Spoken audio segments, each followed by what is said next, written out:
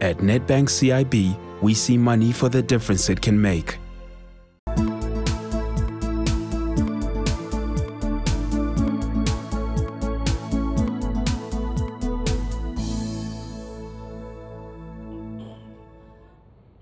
Hello and welcome to the Powering Africa Dialogue series brought to you by CNBC Africa on the road to Davos in conjunction with the World Economic Forum. My name is Boni Tunya and today we are in Nairobi to look at the question of the role that power indeed plays in our economies. Without much hesitation, I'll just very quickly introduce my guest and let's jump into this conversation. First, Mugo Kibati, he's a chairman of M-Copper. Next, we have Michael Wayaki, Chief Executive Officer at GiveWhat. And last but certainly not least, Wilmot Allen, Director for East Africa at Cross Boundary. Gentlemen, the conversation about power has been had severally, and there's so much you could talk about, and we can always go round and round and round in circles. But I'd like us to focus the next few moments on the opportunities that we have that are unique as East Africa, and what are indeed our low-hanging fruits that we can leverage on. Probably let's start with you, Mugo, for the benefit of the viewers outside the country and outside the East African region. Paint to us a picture of the landscape of the demand and the need of power right now. Thanks, Bonnie. Excuse me. I think it's pretty well known that Kenya, East Africa, like much of the rest of Africa, has a dearth of energy infrastructure. You know, we are all struggling to light up homes and schools and institutions across the region. And the biggest challenge is twofold: generation capacity. It's challenge number one, but increasingly transmission and distribution to the last mile, and to cover the large expanse of areas that are not today connected is very, very expensive. Beyond, frankly speaking, the budgets of most African nations, including in East Africa. So the demand is there. And the opportunity that exists is to go beyond traditional means of supplying or delivering energy to the various homes and institutions, which is what I hope we shall talk about today. Right. Michael, your organization, GiveWhat, like the name suggests, you're giving power. Yes. And I was just looking through your website, and you seem to be focused on the rural poor, which is obviously the bigger need, whether you're looking at whichever part of the continent. Yes. Give us a sense of how you intend to meet the need that Mugo just talked about. I think what we've realized is that, as Mugo has said, is that you go to the rural parts of Kenya, or even Tanzania, or even Africa, and you discover the people that we think are connected are still not connected. So we've been going around in schools. We're about 1,500 schools. But yet again, maybe 20 or so parents in every school will afford, or maybe 50. And once those 50 afford a light, they start moving on the energy ladder. They ask for something else. But only unless energy is affordable in these rural parts will they get to use that kind of energy, because most of them stick to the kerosene or the kuni or the koroboi, or they just stick to what they know. But what you discover is that in some places we may say that the energy has been provided, but it has not yet reached. If it has reached, they don't know how the information that, hey, there's a solar lamp that you can use this way. You can't afford the grid right now because it's not affordable.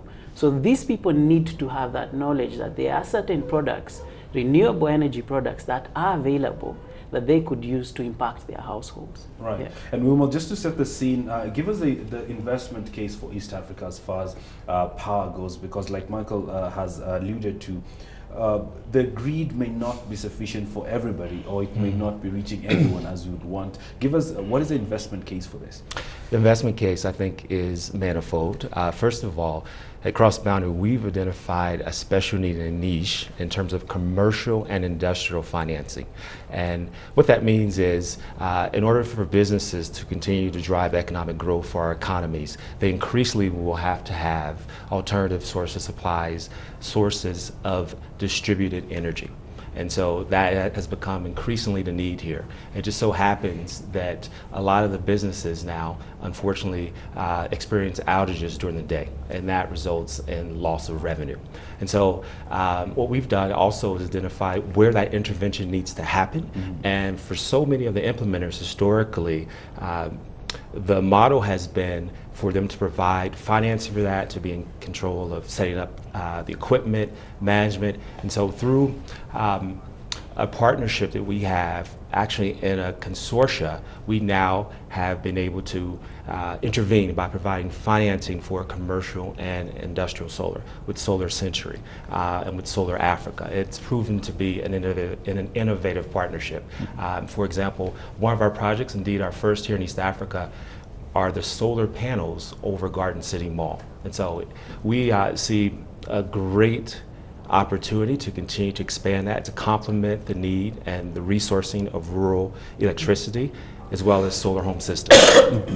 And looking at the situation in East Africa and indeed Sub-Saharan Africa, lighting seems to be the entry level as far as our energy needs goes. And Mugo, the organization that you chair, M-Copper, is at the forefront of doing this.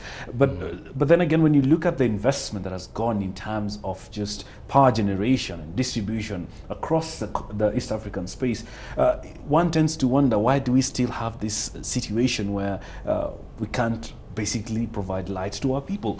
Give us a sense of how bad a need is this, and because it seems to be to have an increasingly bigger space for people like yourself and Solar Century and everybody else, whilst we still hear a lot of announcement out of government in terms of generation and distribution.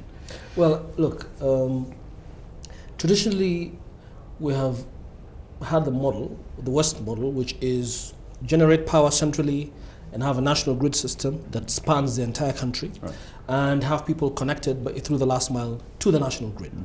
One of the challenges, the unique challenges we have in this part of the world is even our living habits. You know, we haven't villagized properly. There have been attempts to villagize, but we have, you know, if you go to Europe or other Western countries, people live in villages and then go out to their chambers and to their various places of work. And therefore, when you're supplying services, whether it be power, water, piping, gas, it's easy because it's centralized. In this part of the world, we all have our little chambers. We subdivide them and give them to our various children and offspring. So we're living all over the place. So we have a country like Kenya, for instance, which is probably the grid has capacity to reach about 80% of the country, but only 20% of the population because of the way in which we live. I mean, if we have to come to your shamba and pull lines across the whole shamba to your son and your grandson, it's just not economical. And so that's part of the reason. There have been attempts to do this. So, and we're not about to change our living habits very soon. Hence the M-Coppers of the world. I mean, M-Copper really is an off-grid energy distribution system, and it was the first SIM-based solar energy system globally, anywhere in the world. And what we've been able to do, much like Michael said, is go to rural areas, low-income households, even in urban centers, and understand what their needs are. You talked about lighting. So what we did is to say, you people basically use kerosene for lighting. And for about a lot of things that you do. Kerosene isn't one of, you know, it's a pretty unhealthy thing to be around. And so what we've done is to say, for less or about as much as you spend on kerosene, we'll offer you a solar powered home system, which comes with, you know, an 8 kilowatt solar panel, 3 lights, transistor radio, which is solar powered, a phone charger, and for $35 initial deposit and 50 cents for a year, every day for a year, 365 days, you own that system. So it's a combined financing and solar system that moves people away from dirty kerosene into a home that suddenly has lighting in which kids can study, has a radio, people can now get connected to the rest of the world, people are connected because they can charge their phones, and really if you want to pay a little bit more, not much more, you can get a TV, a solar power TV system on a 20 kilowatt solar panel. So, and this doesn't require a centralized grid system. We can get to you wherever you are. And so this is how come in a very short space of time, M-Copper now powers 400,000 households across East Africa. 1 million people today are on M-Copper solar home systems. Right. And you can imagine all those kids who today are reading under a light bulb as opposed to a kerosene lamp because of M-Copper, an off-grid solar power system. And so it's a matter of, as Michael has said, understanding our own dynamics in this country, and much like M-Pesa did, designing systems that are tailored to what our demand habits, our habits, and our dynamics are. The access remains a big challenge, and Michael, you distribute this in schools, but Mugo distributes this even to homes. The challenge has been, and obviously when you talk about solar, the initial cost. And a lot of families will say, well, we're living on less than $2 a day. We cannot spare anything else for power. And that's the reason why power or lighting is indeed considered a luxury. How do you bridge this access gap? Because there's the bit that technology actually does in terms of making it easier to pay for this. But what is a sustainable long-term solution of bridging the access gap? Because there is a need and there is the provision from innovation like yourself. I think from what GiveWatts has mastered now is the distribution. You reach to the people and provide the solution.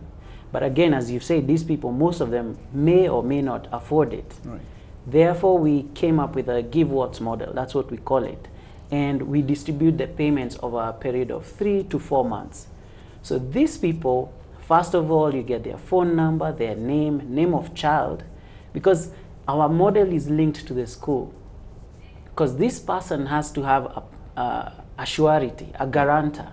The school management committee. So the light you provide is provided at school, but it gets home? It gets home. Okay. So we go to the school, we present to the parents then take the lights home, and therefore the kids will be using the lamp at home.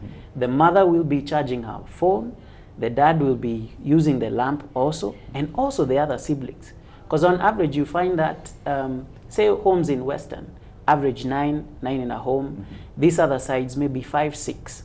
So at most the light will impact 5 people. And most of all, based on a recent study we did with London School of Economics, the first impact is on the mother. So the mother will be quick to make the payment of the lamp if you're late. But again, you're making it as a model, because you will bring on board people who will be able to give you 500 or 1,000 every other month. When you look at the dynamics of the impact, and coming back to something Moga has said on that energy, the reach of those people who haven't reached, who can afford an M-Copper, who can afford a solar lamp, who now are going step further in asking for a TV. Right. That's the energy ladder that we're talking about. And I think the same way we didn't have mobile phones, the same way now we can say now almost everybody's connected. Right. So now we have mobile phones. Give us a sense of what is the situation like in terms of access and what has improved, because I know there are a lot of mobile payment solutions that are being employed here. But what has changed, say, in the past 3 to 4 years in terms of the access to this? I think more information has come out of what solar really is. A lot of dynamics that were there was some rogue sellers came and sold bad solar systems. Right. So the people do have that perception of these guys are here to con us again. Or let's stick to what we know. So kerosene is 10 shillings. So they will buy the small... So even above the economic question, it's also a cultural thing. It's what the people know and what the people are used to. Yeah. Right. They're used to the fire, the 3 stones. Whether they are using as much firewood as possible, they still want to stick to that. But you find that as long as you educate them in the right way, now you start moving them slowly. There's one place in Taveta that we sold a lamp to the chair lady. She was the only one who bought the lamp of the school. But she was the converter of all the other parents who are like, you mean this light can really work? You know, it's charging the phone. Right. So they need that kind of constant education that solar is here to help them move up the energy ladder. Let me just bring back, Wilma, when you advise some of these organizations that are endeavoring in powering Africa, they've just brought out 2 issues that when we talk about Africa, we think it's a money issue. It's just about buying and access. But there are other issues that we do face. Give us a sense of what are some of the other challenges that are non-monetary in relation to distribution of power. I think a big one has already been mentioned, and that is education, in terms of information about the different elements of the power and electrification value chain. There's information that also relates to collection of data for governments to better inform and guide their own decision making and creating policies that I think would be more enabling of the adoption of solar solutions for power. And I think also there is this sense of entrepreneurship which is embedded in the culture in East Africa, which is driving the adoption of solar. And that is enablers such as fintech companies now that give access, that very efficiently are able to do credit assessment, which enable solar home system companies to make better decisions so that their businesses are more sustainable over the long haul. And there's also technologies now, principally through solar, which will allow East Africa to sort of leapfrog the evolutionary path of more traditional, particularly Western industrialization when it comes to developing the right infrastructure for technology, for it to be sort of controlled by government monopoly. And so I think education, entrepreneurship, and also just a willingness of now the financial community, this is financial, but it is more than just return on investment, but just the willingness to take a chance now and give entrepreneurs the opportunity to develop an Mkopa or a Mobisoul or a B-Box or other companies now that we've seen. But then again, how big, and you could answer this, how big a space is it for entrepreneurs? Because Lighting Africa has been largely a non-governmental organization sort of approach, and we think NGO when we think of Powering Africa. We don't have a lot of entrepreneurs thinking, hey, this is an opportunity, this is a business, I could make revenue from this. How big a space is there for them? I think the space is as big as the demand and as smart as the entrepreneur is. Going to your earlier question about affordability, for instance.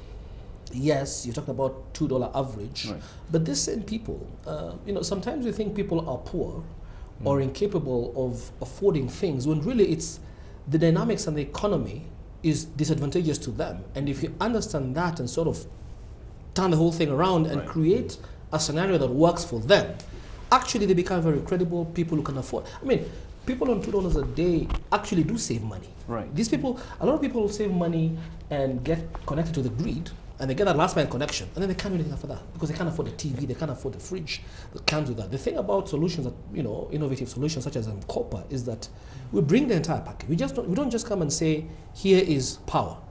We say, no, here's the entire system, from the power to the lights, to the transistor radio, to the TV, okay? And when you're paying your 50 cents per day, dollars, so to speak, you're paying for the whole package, and in a year you own everything. And this is because entrepreneurs such as Mkopa and the founders of Mkopa, Jesse, Chad, and Nick, basically studied Kenyan households, low-income and rural households, so that they could afford a system that was catered to them. Right. And people have the need, If you look at the story of M-Pesa, you look at Mkopa, 400,000 households. The credibility is already there. So one of the things we did as Mkopa is to partner with the Safaricoms and the Microsofts of the world that have credibility already. Now we have our own credibility to have had 400,000 households buying into this. And the thing that makes education is important, but once people find a system that works for them, they latch onto it. Right. M-Pesa is successful because it was convenient and relevant to Kenyans. Similarly, I think systems such as the pay-as-you-go system that we have at Mkopa is working because it caters to the needs and is relevant to the low-income households in this country, and therefore they will pay for it. Right. And over time, they gain credibility. So my view is there is an opportunity for entrepreneurship. Kenya, as he said, has a chance to leapfrog. Because the thing is, there are the developments as well. When it comes to solar power, in the last 5 years, the cost of solar panels and storage technology has really improved. Right. Battery technology has really improved. And we, as in East Africa, in Africa, need to take some of these global concepts and products, customize them to our needs. Mkopa is the largest pay-as-you-go solution, solar-powered, SIM-based pay-as-you-go solution globally, but also because it is uniquely catering to African needs. And so we now are going to begin to have global solutions emanating from this part of the world, because for the first time we as Africans are saying, wait a minute, let's not just import technology and ideas and concepts. Let's look at our own problems, develop solutions that cater to our own problems, and very soon we shall export these solutions because we design them to cater for our own problems initially. And so that's my view. Wilma, do you see it as a challenge, the fact that the whole Powering Africa has been clothed under a social venture and we don't look at it as for profit? You know, every time we hear somebody's trying to do this, we think he's helping us. He's not doing a business. Is that a challenge? Does it lock out more people who would want to jump on this? Sure. I think all of us are a part of this demonstration effect, if you will, to prove a case for institutional capital being deployed into this space. And I think that we see the signs of a challenge by the fact that there are very few banks that are providers of financing for solar home system companies. Another challenge is the lack of local currency. Hard currency that's used predominantly has some very significant challenges. It's more expensive if you have debt that you have to pay in hard currency. If you have equipment costs and other costs in hard currency, it becomes an obstacle. And so I think that there is an opportunity as companies like Nkopa, like GiveWatts, like cross-boundary energy become more successful in our various areas of the value chain to demonstrate the fact that there's a business case here. And the numbers in terms of the different demographics are already clear. When you have 60% of the population unelectrified, when you have a lot of money going towards the demographic dividend that Africa is front and central of in terms of that narrative. But you may have Mumbi, who's a young girl with a lot of potential, who will never reach that potential educationally because she doesn't have electricity. And so the money that's going into other sectors has to come into this sector because it's all part of the same structural ecosystem that will propel Africa forward. But if you just jump in, what I could say is so true. I mean, the whole thing of a social versus a commercial enterprise is critical. I mean, when I look at what we're doing with the 400,000 households, these are people who are paying, and they care about the payments they're making, and they do it, conscientiously and every day for a year, and sometimes for 2 years when they upgrade to the TV. Now, I think we do an injustice and a disservice to people when we come and we approach them with, we're helping you and we're giving you freebies. Because they don't appreciate, they don't value it and appreciate it. And also, it means that we haven't studied them and understood them correctly. When we understand their needs from a commercial perspective, they are more than willing and more than happy to pay as long as it's affordable. And when it is actually the dignity that that is instilled in them is pretty high.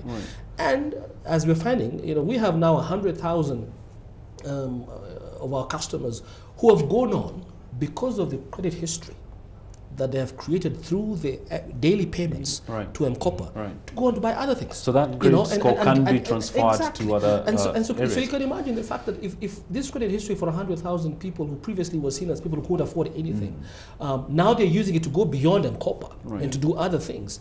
It means that I think we have to be much more, entrepreneurs have to be smarter about understanding who they're dealing with, who their customers are, what their needs are, and tailoring solutions to them. And I think once you do that, it is much more effective, in my view, than the social approach. And I'm not knocking, any venture. I think we do need all. But I think it's always important to give people first an opportunity to have their own dignity in affording what they can before you go on. I want to bring Wimo in because why I was bring that comparison. If you look at other sources of clean energy, for example, LPG. LPG is clearly a business. As much as governments and organizations are pushing for it, it's pushed as a business. But my challenge was when you talk about lighting Africa, everybody thinks we're here to be helped. I think another point to bring into the conversation around the business case is the ability now for these companies to scale. The solar space, particularly solar home systems, is still a relatively nascent industry, but we are seeing successes in companies that now are expanding throughout the region and through other models, for example, a franchisee model spreading throughout the continent. And so when you begin to get working solutions where the risk is mitigated based upon the structure and the way deals are structured, And the ability now for these companies to scale, it strengthens the business case, so that the sector will no longer just be seen as one that's driven by technology, innovation, but one that's driven by innovation in terms of business model. Right.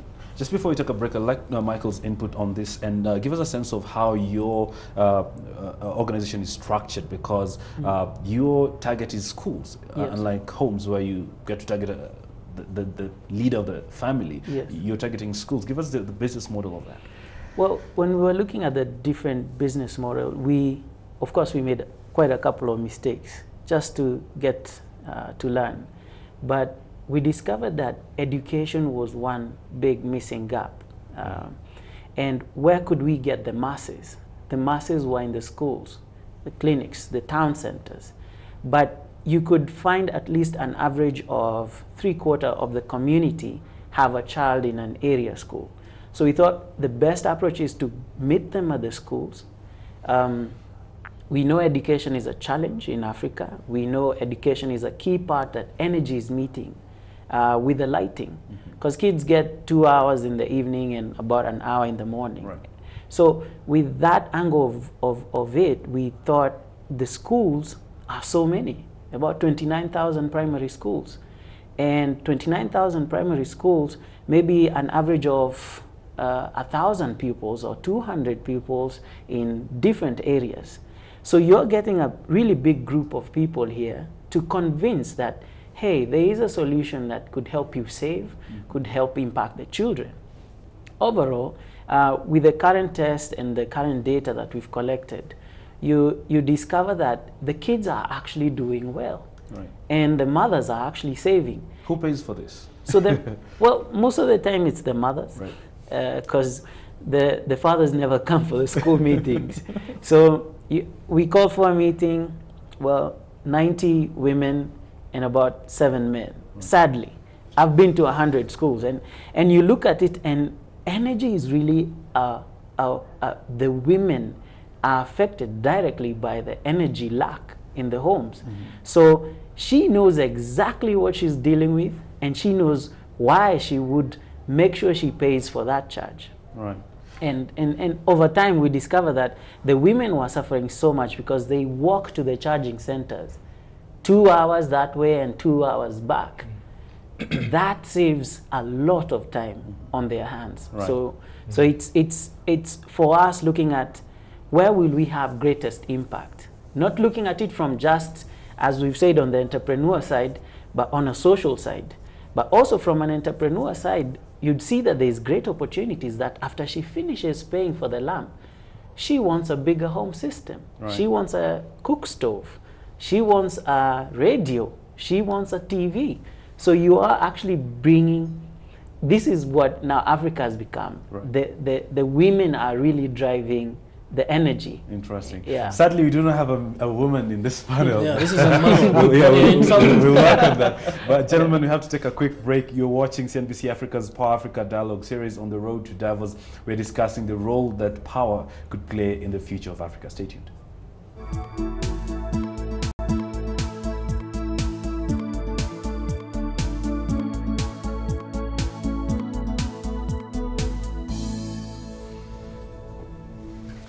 Welcome back. You're watching CNBC Africa's Power Africa Dialogue series on the road to Davos. For the past half hour, I've been speaking to Mugo Kibati, chairman of M-Copper, also Michael Wayaki, CEO of GiveWhat's, and Wilmot Allen, director for East Africa at Cross Boundary. Gentlemen, we've clearly defined a very clear need, and we've seen their interventions to this.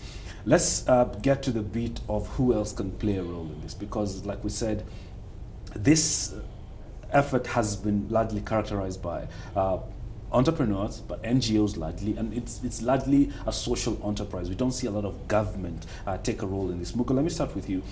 Is there space for government, and why isn't government excited in this? Yeah, before I answer the question, I mean, let's just clarify. When you say social, I mean, it's all mostly commercial enterprises. Right. So I think it's basically a composite of social, but a lot of commercial and entrepreneurial ventures. Well, government always has a role. You know, I mean, government at the end of the day has the responsibility of creating an enabling environment to allow and facilitate ventures that improve the livelihood of Kenyans and East Africans and Africans in general. And so my view is that government has the goal and objective to connect as many people as possible to power. Basically have power accessible, energy accessible to as many Kenyans as possible, to as many East Africans as possible. And therefore, policies that promote that and are focused in basically a non-ideological fashion towards that objective would tremendously aid government's objectives. So for instance, we need both off-grid, on-grid, and mini-grid solutions. I don't think that any one of them will be the solution. You know, at the end of the day, off-grid solutions such as copper will not solve all the needs. We need industrial solutions that Wilcott was talking about at the end of the day, and those lend themselves to large national grids. And so the policy framework the government should develop needs to enable both the conventional grid system that we are accustomed to, but also the off-grid solutions that copper, for instance, provides, because we are aiding the government's objectives of connecting or accessing energy to as many Kenyans as possible. So whether it is tax incentive programs that they have, infrastructural support, education, educating the public, just giving moral support to ventures such as what we have here. But do they get it? Because we still have a lot of complaints from people in this space in terms of tax situations, for example, in Tanzania, where you have players saying, hey, we need the government to look into this. If I may comment on that specifically, yeah, sure. I think they're beginning to get it, but we're not quite there. If I think about East Africa, I think Rwanda has gotten it pretty. Rwanda, I think, would be at the top, in my view, in terms of government that has actually understood what the policy framework in terms of making sure that access to, energy access to everybody works. Definitely Rwanda is over there. East Africa needs to do a bit more. It is getting there. Right now, as we speak, we have a live issue in East Africa where somebody has sort of introduced a duty on some of our products, which actually are harming innovative entrepreneurial ventures such as Copper, Mobisol, and our competitors, to the detriment of the public. Because if at the end of the day we have tax programs that increase the cost per day for the low-income household, that the low-income household owner has to pay for their solar solutions, then actually you're shooting yourself in the foot. So we are in discussions right now. And I wanted to jump on that discussion because my question, and for a lot of viewers watching, would be, do we have avenues to speak together between entrepreneurs like yourselves and government to say, hey, this is the future of Africa. This is what we're doing. You're uplifting a lot of people from poverty and giving a lot of rural children a chance to education. But you also need to do this. Do we have a very clear line of that? Look, again, not to hug and let Michael talk to that, but I think that it could be better.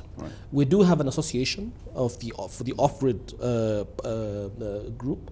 I think we do need to have more collaborations between all the various stakeholders, not just the off-grid players, but all our stakeholders in the energy sector, including the financing space, to make society across the board, from national governments to the EAC Secretariat to the legislature, both at the national level as well as the IALA, understand that they need to have policies that actually meet their ultimate ends, which is to improve the welfare of the citizenry. So I think there is some work to be done there. Michael? I think from what Mugo has said, it's really sad to see that new tax being introduced.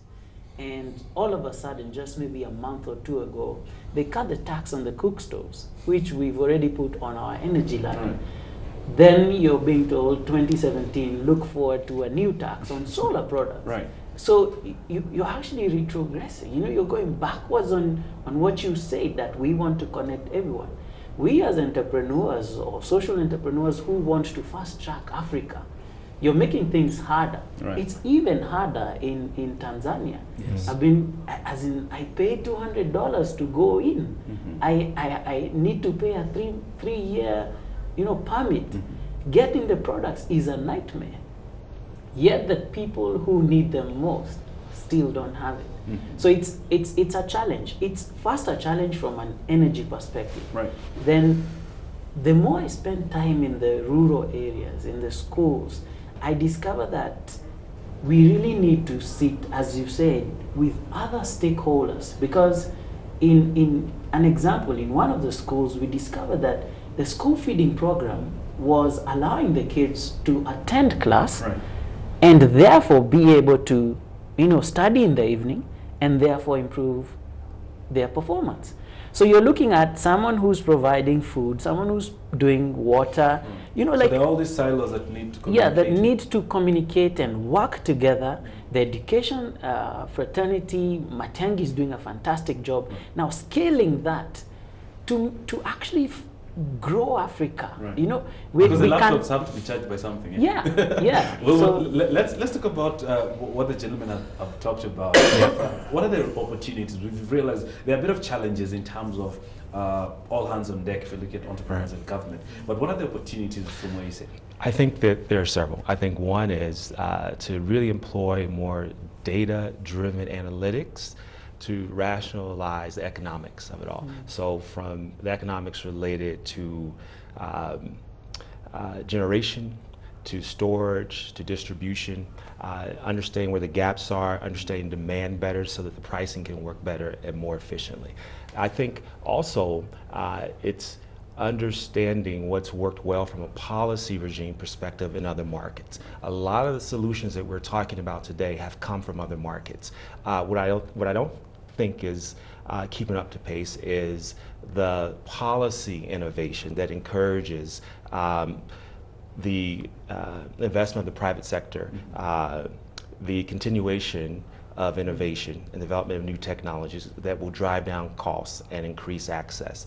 I think also it seems from my vantage point that a lot of the conversation around electrification is not as centrally a part of the conversation around clean energy and climate change, which is garnering a lot of international interest. And so I think to the extent that governments can be better advocates for something that maybe the reason being is that a lot of the countries that are advocating for these other things don't have basic electrification as extremely as we have here. Right.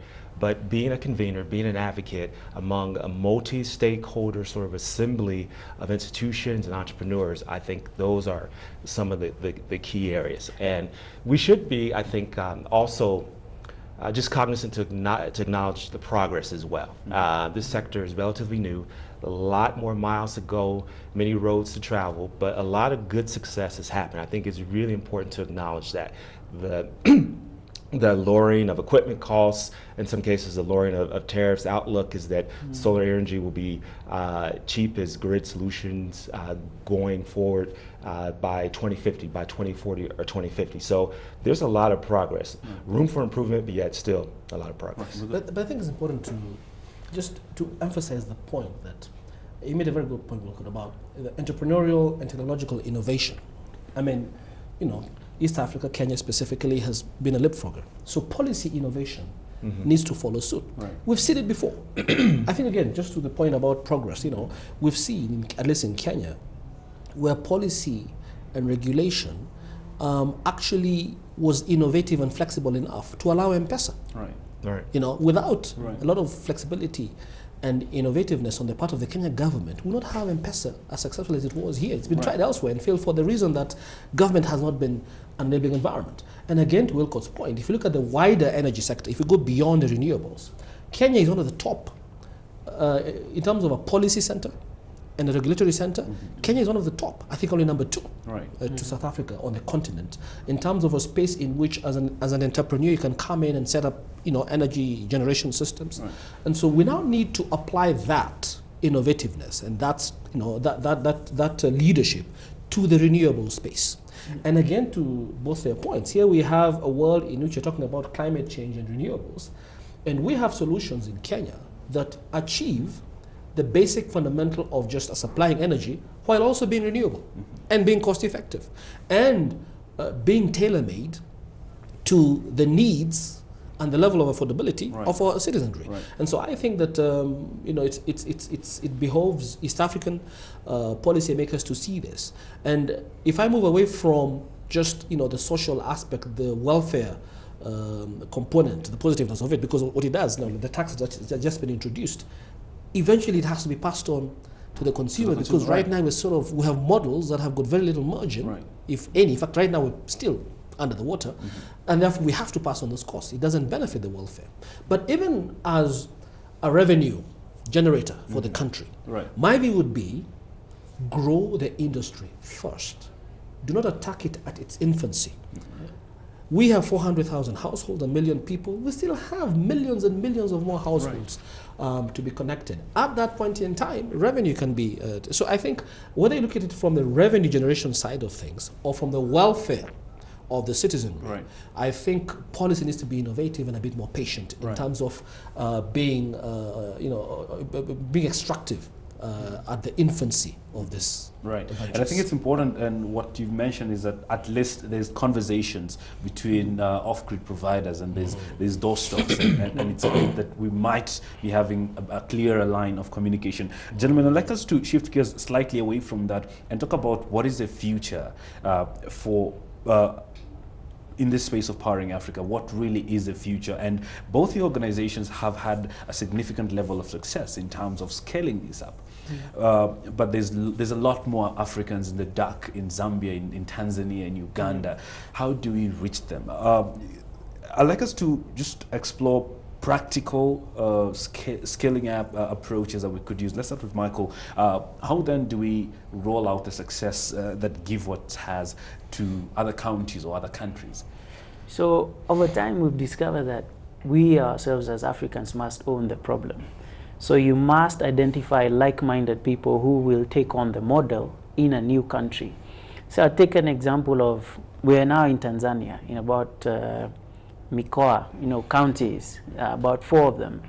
And you discover that the scale of the need is the same.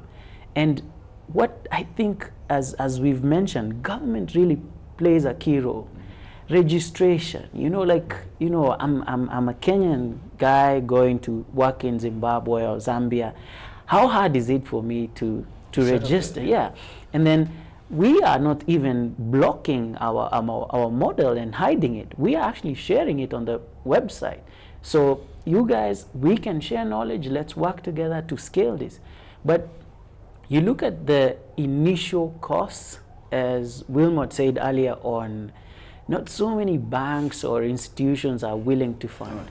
So what we've done at GiveWhat is that over the 32 counties that we're in now in Kenya, is really test the model, see the different communities, because all communities are responding differently, and how they would, prove the case so that you prove your financial bankability. An investor can come and say, I'm putting down $10 million to scale this in Zimbabwe or Zambia or Malawi. But again, Africa is such a landscape. It's 54 countries that are so different. And whenever you go to them, Nigeria is different. So it's certainly not a copy and cut situation. You have to go and understand the people all over again, start all over. But the government, again, talking about the taxes, importing, how will the lights get there? We import. So as long as the lights have arrived and now we know how to distribute, how to go to the schools, we can replicate the model across Africa. But finance, number one, policy, government, and the people. Because you are trying to understand this consumer, but the consumer needs it. They are not connected. Before I bring in Mugo, give us a sense of, and Wilma talked about database decision making. How much of data support do you have, having operated in the east of the continent? Because an entrepreneur says, I want to take this to Somalia or another country, but I don't know, I don't have the numbers, I don't know how it's done.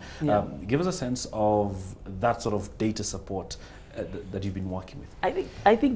I appreciate Kenya has a lot of data. You go, you get a platform where you'll get all the schools in the country. But what we've done as GiveWhat is now start drilling our own data as we go on, do baseline studies. You have every parent, every child, every school that you're in. But when you jump into Somalia or a different country, you find that you have to start from scratch. That's why it becomes such a hard thing to do some of these projects. And at any one time, you must make a provision. You must provide for how will I do my baselines? How will we start in this? We will start here. This is how the model will work. But data is not easily accessible in Africa because not everybody knew that we would reach a data age where we need data to make decisions, you know, investment decisions. So until we prove, based on how we woke up in the morning. Once we prove the model, you are now bankable to expand, take it to the next level. But then you start again from ground zero in Malawi to start all over again, the same process. Then Mugo can come with a bigger system, or Wilmot will come with a bigger systems that now I will share the same data so that we move Africa forward. Because it's a synergy. We're moving these people forward and freeing them from the poverty. Wilmot, I'll come to you to give us the bankability and how we can improve that. But Mugo, give us a sense of what has driven your success, 400,000 homes, but then there's a much bigger continent to be lit. How do we scale up M-Kopa, and what are the practical success stories?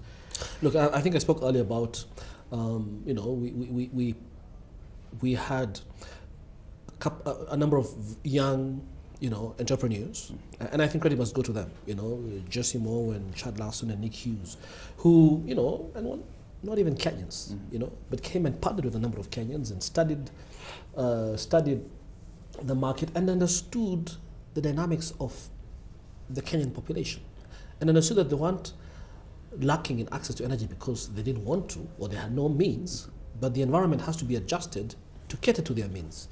And then, of course, we partnered with the likes of Safaricom. Safaricom has been a fantastic partner, and Safaricom has the M-Pesa experience, and so that was easy to piggyback on. And then here we are today, 400,000 homes, but 1 million people. You know, if you take an average, a very conservative average, about 2.5 people per household, but it's probably more. You know, so it's more than 1 million people, I'm pretty sure. And we are now in Kenya, Uganda, and Tanzania. Tanzania to a little extent. More in Kenya and increasingly growing in Uganda. We already have, we're looking at a number of models, just as Michael was talking about with GiveWards, to take this beyond East Africa, you know, into West Africa, into the northern, or say, you know, into the northern part, the countries north of Kenya.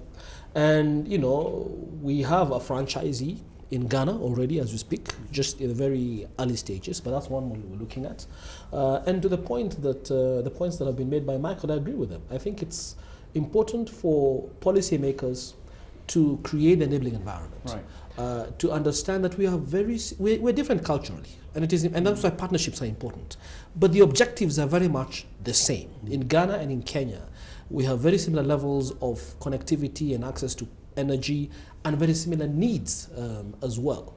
The cultures may be different, hence the franchising model understands that a Ghanaian franchisee, for instance, would better understand that particular culture and have a model that works there. So that's one of the things that we're looking at. On data, just very quickly, data is important and data is difficult to come across. I think we in Africa jealously but also stupidly guard data. I don't know why we hide it.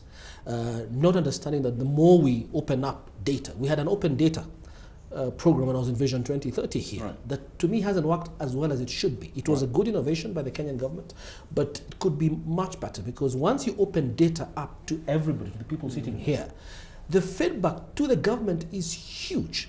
So for instance, ironically, we in M-Kopa have so much data, GiveWards have so much data, that if we had a system and a policy framework that understood that, hey, wait a minute, let's open up data, because it also allows us as policymakers to receive data and information and therefore make better informed decisions, ultimately to the betterment of the welfare of the citizenry.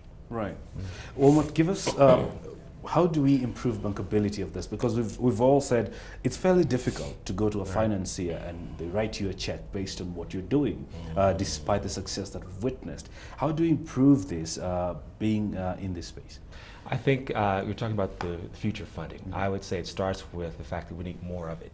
More money, more private institutional capital coming into this sector. We've had great success and great support from the development finance institutions, as well as from impact investors. But obviously they cannot continue to meet the multi-billion-dollar need that does exist. So I think that's one. I think also addressing the pain points so that it becomes a more attractive sector. So I mentioned earlier the need for local currency, which makes it less expensive for operators that provide these services, particularly in solar home systems, et cetera, to actually do what they do and to do it well.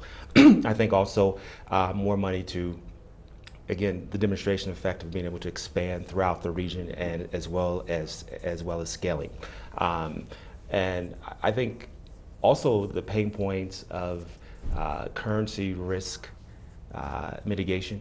So I think there have to be new mechanisms employed in conjunction, working, combining forces between the private sector, maybe the public sector in terms of regulation to address those mechanisms, and then loan guarantees. So I think that there are a lot of players that could work better together in providing solutions. I think Africa Development Bank, Power Africa are in the forefront of sort of encouraging some of that. But I think ultimately it's going to be up to the private sector to really drive the change. And then finally, I think that there's an opportunity in terms of bankability to prove that there are adjacent sectors, as was previously mentioned, that could benefit from the development of the core sector. It'd be great to see more manufacturing done that leads to more jobs here in Africa for the appliances that are being financed. That it'll be great to see more of venture capital going into companies that are providing the data analytics, open data systems, as well as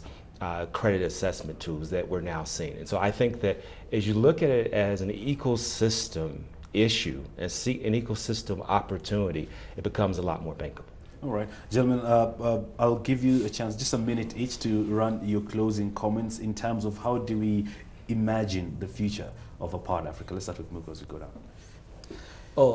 When I look maybe 10 years down the road, what I see is, first of all, I think there's a lot of innovation and development that we cannot foretell.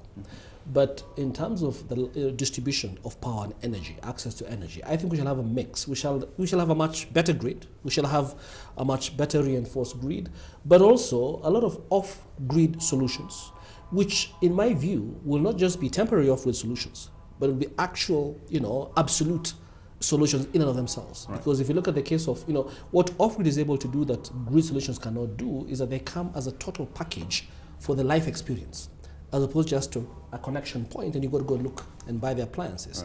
And I expect a lot more innovation in that regard, and also for technological development of renewable energies to be much more advanced.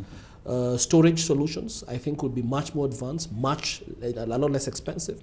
And so we shall see solar, wind, wind storage will be a possibility down the road. So I think the landscape would be something that's very difficult to imagine today. Right. Michael?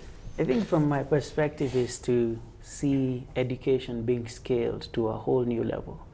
And this I say because once you start seeing kids performing well and getting good marks to go to uni, you're actually providing an opportunity for that household. And you don't even have to go so far, but you're dealing with something that is so core to Africa: education, empowerment, freedom from poverty, like all those core things. Knowledge is power for us.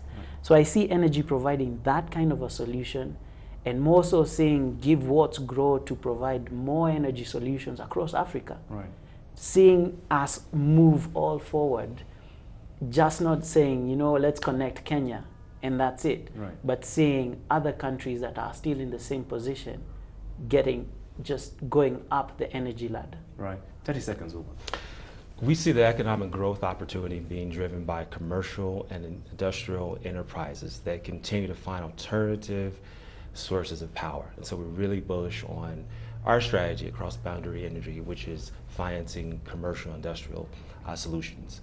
And so that will not only continue to drive Africa's rise, but it will also continue to attract more capital, not only into solar, but to other sectors that will improve all the things that you suggested around the SDGs, that will also give our children a future that they can really believe in. And gentlemen, we have to leave it there. We've spent the first hour discussing the future of Africa's energy needs on the Powering Africa Dialogue series brought to you by CNBC Africa on the road to Davos.